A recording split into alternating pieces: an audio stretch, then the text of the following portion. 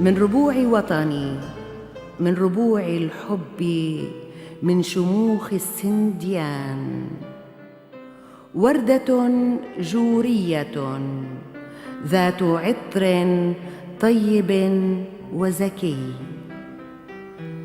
تنشر عبيرها الفواح على من يمر بها، وينتهي بصحبتها.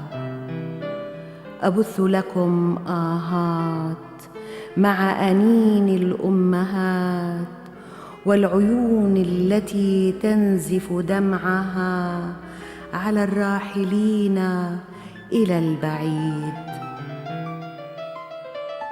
لكم دعوتي لكي تعودوا إلى الأهل وصحبة الحياة قبل فوات الأوان، قبل فوات الأوان، لترجعوا تعانقكم الأحضان وأغصان الشجر المشتاق لكم حقاً ويقيناً.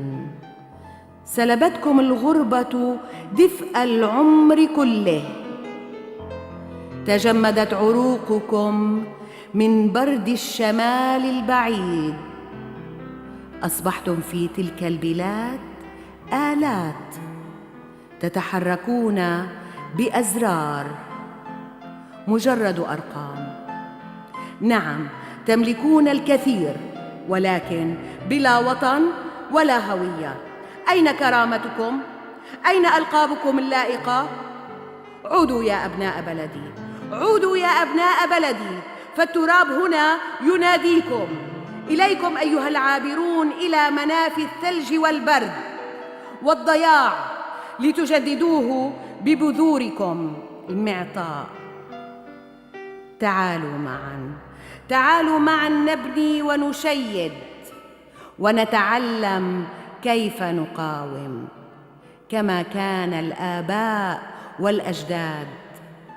تعالوا يا إخوتي، تعالوا يا إخوتي، نجتمع كلنا تحت سماء سورية الحبيبة، نهتف بصوت واحد: عاش الوطن، عاش الوطن.